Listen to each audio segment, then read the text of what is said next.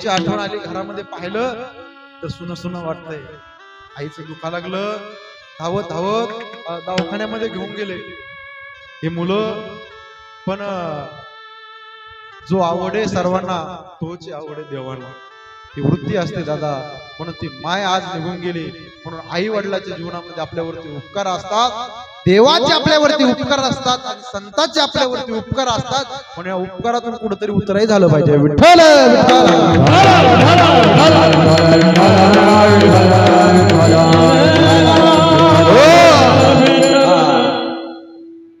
देव आपलासा करा. महाराज गंमत अशी झाली बरं का बाबा, देव तर तसं पाहिलं तर प्रत्येकाच्या हृदयामध्ये आहे. तैसा हृदयामध्ये मी रामो असता सर्व सुखाचा आरामो की भ्रांतासी कामो विषयावरे. किंवा गीतेचा 15वा अध्याय सर्वशेषाहम हृदय संन्यविष्टो मत स्मृती ज्ञान मोपोहणंच वेदेश सर्व रहमेव वेदो वेदांत कृद्वेद विदेवचाह जीवलोके जीवभूत सनातन मनशिष्ठानि इंद्रियाणि प्रकृतिस्थानि कर्षति शरीरं यद्वाप्नोति यच्चाप्युत्क्रामतीश्वर रोहित वैतानि संयाति वायुर्गंधा निवासया सर्वा घटी राम सूर्यप्रकाशक. घट घट में राम बैठा है. प्रत्येकाच्या हृदयामध्ये राम आहे, पण तो सामान्य स्वरूपाने विशेष स्वरूपाने देव फक्त संतांकडे आहे. हे लक्षात ठेवलं पाहिजे. हे इथं देव बसलेला आहे, पण तो आपल्याला कळालेला नाही. तुझा आहे तुझं पासी बरी तू जागा तू कलासी. म्हणून देव आपलासा करा. विठाला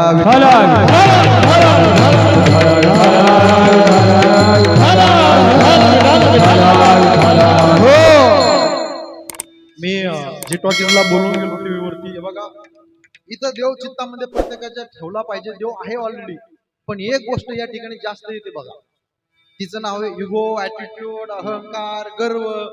इथं जर ती गोष्ट बसली तर देव राहतच नाही. मला आधी निर्मळ करावं लागतं, सगळं फ्रेश करावं लागतं, डिलीट मारावं लागतं सगळं. हे चित्त कसं करावं लागतं? तुका चित्त करावे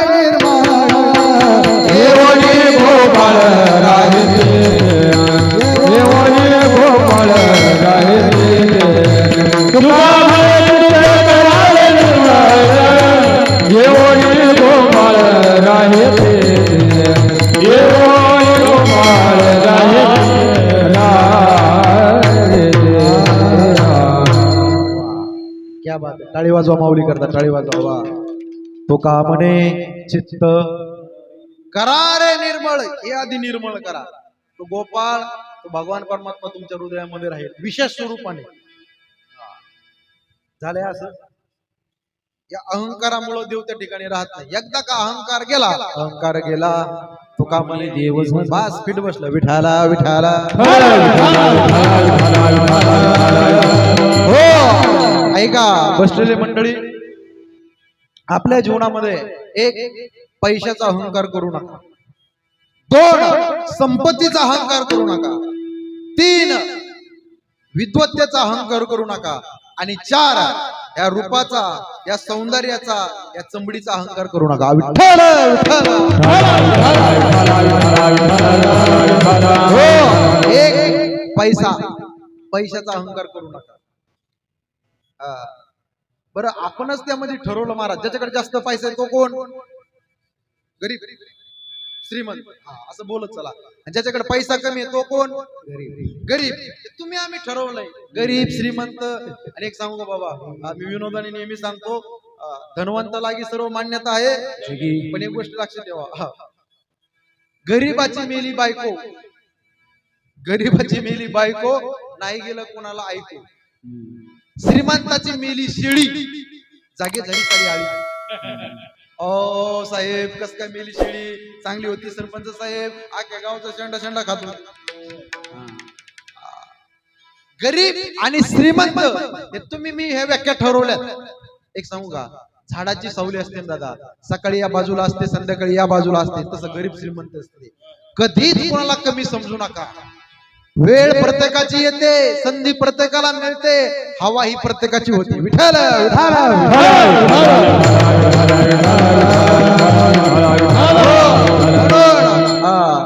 एखाद्याला चांगलं म्हणता आलं तर म्हणा, पण वाईट कधी म्हणण्याचा विचार डोक्यामध्ये करू नका.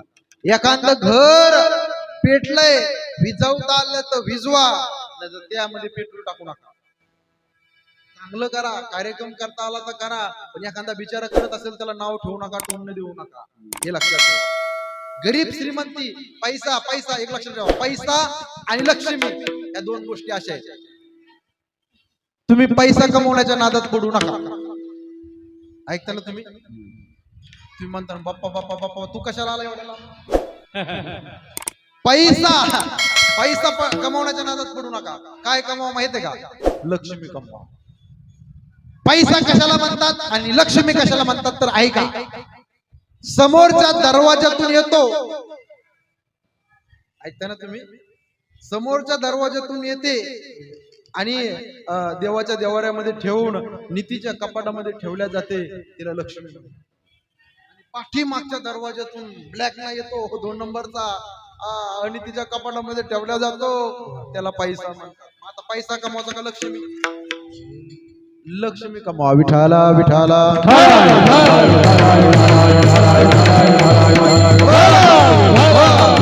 पैसा हा व्यवहारामध्ये सर्व आहे. बरं काय नाही का? व्यवहारामध्ये पैसा हा सर्व आहे, पण सर्वस्व मात्र देव आहे, हे मात्र विसरू नका. विठाला विठाला. हो, दोन, संपत्तीचा अहंकार करू नका. पैसा हे संपत्ती वगैरे ह्याचा अहंकार करू नका, गर्व करू नका. तुमच्याकडे माझ्याकडे किती संपत्ती हो दादा? आपल्या सगळ्यात जास्त संपत्ती एका मालकाकडे होती. कोणाकडे माहितीये का? कोणाकडे? मोदीकडे. कोणाकडे? राजा रावण. त्याच्या घरात सोनं नव्हतं. ताई आजी, रावणाच्या घरात सोनं नव्हतं, मग रावणाचे घर सोन्याचे होते. तो ब्रह्मदेवाचा नातू होता. कोण? रावण. त्याच्या बापाचं नाव आहे पुलस्य ऋषी, त्याच्या आईचं नाव आहे कैकशी. झाला असं, पुलस्य ऋषीला कैकशी नावाची एक राक्षसीने आवडली. राक्षसीने आवडल्याबरोबर त्यांनी दोघा मिळून लव्ह मॅरेज. सोपं सांगतो, त्यांच्या संकरातून राजा रावणाची उत्पत्ती झाली. नाही तर तो ब्रह्मदेवाचा नातू आहे, महादेवाचा कट्टर भक्त आहे. रोज 1 सहस्त्र कमळ वापरायचा, अर्पण करायचा. एका दिवशी 1 कमळ कमी पडलं, स्वतःच उंडक काढलं, तिथे ठेवलं. साधा नव्हता तो, स्वतःच्या आई करता. बरं का, एका आईच्या निमित्ताने आपण या ठिकाणी बसलोय, या परिवाराने बोलवलं. स्वतःच्या आई करता आत्मलिंग आणणारा रावण होता, लक्षात ठेवा. विठाला विठाला. रावणाकडे सगळं भरपूर होतं, पण अहंकार होता. अहंकाराने लंका जळाली, द्वारका बुडाली. ऐका ऐका, त्याला बायका किती होत्या त्याला? रावणाला 80. या बात आहे. टाळी वाजवायचं करता, टाळी वाजवा. तुम्ही काय झोपले का काय? मोकळी वाजवा टाळी. एखाद्या जर बोलला ना, एखाद्याच्या कलागुणाचं कौतुक केलं पाहिजे. दादा आपल्याकडे काय हो देण्यासारखं सांगा बरं? दादा चांगलं म्हणले, जोरात टाळ्या वाजवा. तुम्ही जर टाळी वाजवली तर त्यांना कौतुक वाटतं, अजून मजा येते महाराज गाण्याकरता, वाजवण्याकरता. रावणाला किती बायको होत्या? 80,000. त्याची आवडती बायको, त्याचं नाव काय? शांताबाई. मंदोदरी.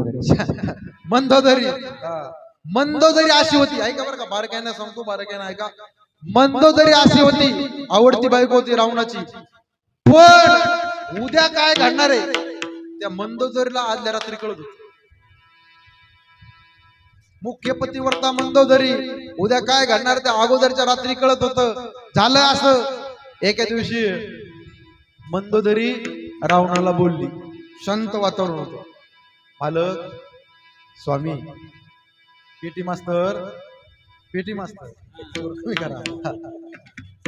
मंदोदरी काय म्हणते रात्री? मालक, मी तुम्हाला आवडते ना? ऐका बरं का, मंदोदरीचा रावणाचा संवाद चालू आहे. तुम्हाला मी आवडते ना? हो. अगं पतिव्रता आहे ग, पतिव्रतेमध्ये तुझं नाव घेतलं जातं. अहिल्या, सीता, तारा, मंदोदरी तथा पंचकन्या स्मरण नित्य महापातक नाशनम. अगं पतिव्रता आहेस ना तू, मला आवडते ना? माझी सगळ्यात आवडती बायको मंदोदरी तू आहे.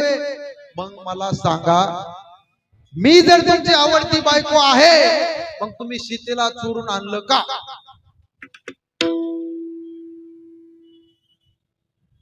बरं आणलं तर आणलं, तुम्ही तिच्याकडे जात नाही अशोकवनामध्ये बागेत, तिच्याकडे पाहत नाही, तिच्याकडे बोलत नाही, तिला चोरून आणलं का? रावण म्हणला मला या गोष्टी सांगायच्या नव्हत्या, पण मंदू जरी तू मला असा अवघड प्रश्न विचारलाय आता मला सांगावं लागतं. मग झाला असं, रावणाचा मामा त्याचं नाव कटप्पा मारीची, वा क्या बात आहे, मारीची. एक लक्षात ठेवा, या परिवाराने मला आमंत्रित केलं, चौधरी परिवाराने.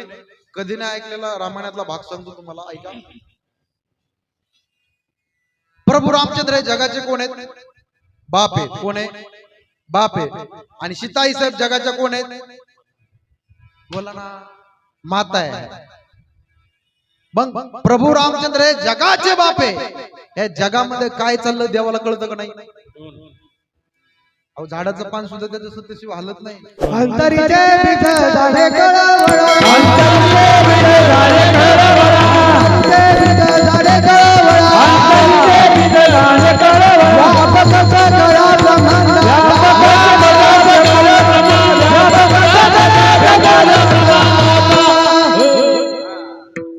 वा वा वा, क्या बात. शरीर सुद्धा देवाच्या सत्यशिवा चालत. आई आई इकडे बघा, इकडे बघा, मी इकडे उभा आहे. शरीर सुद्धा देवाच्या सत्यशिवा चालत नाही, झाडाचं पान सुद्धा देवाच्या सत्यशिवा हलत नाही. असं बोलत चला, देवाच्या सत्यशिवा सगळं ह्या विश्वातलं चालतंय, त्याची सत्ता आहे. गतीर भरता प्रभू साक्षी निवास शरणम प्रभव प्रलय स्थानम निधानम बीजमव्यम.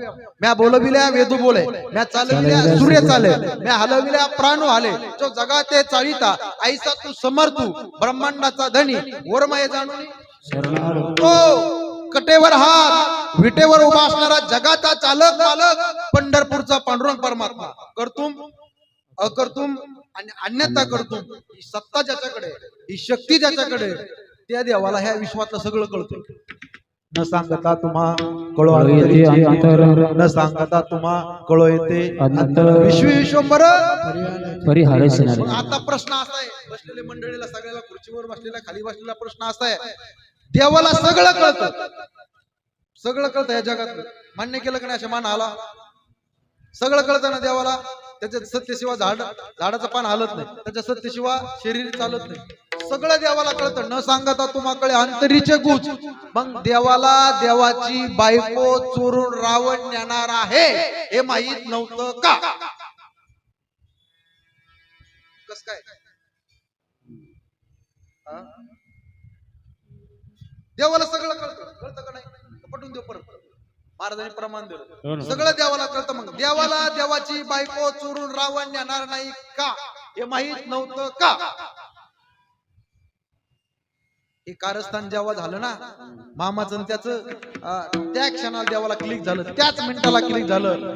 मामा म्हटला मी सोनेरी हरण होतो, सोनेरी हरणाच्या कातड्याला सीता भाळेल, प्रभू रामचंद्र माझ्या पाठीमागे धावेल, रावणा तो तिला उचलण्याचा कार्यक्रम करायचा, आकाश मार्गाने न्यायचं, आकाश बागेत ठेवायचं.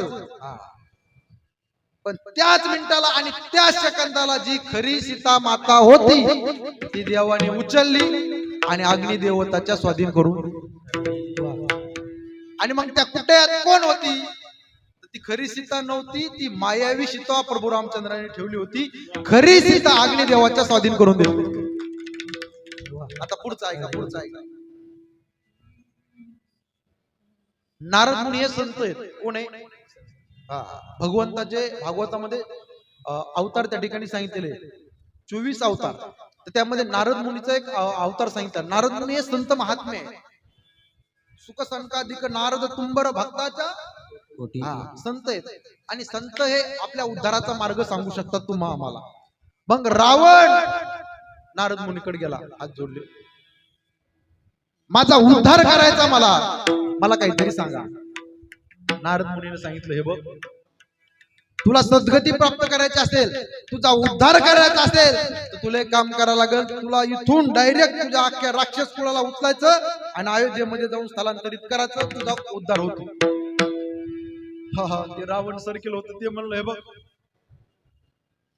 हे तर काय माझ्याच्याने जमणार, नाही अजून सोपं सांगा ना काहीतरी.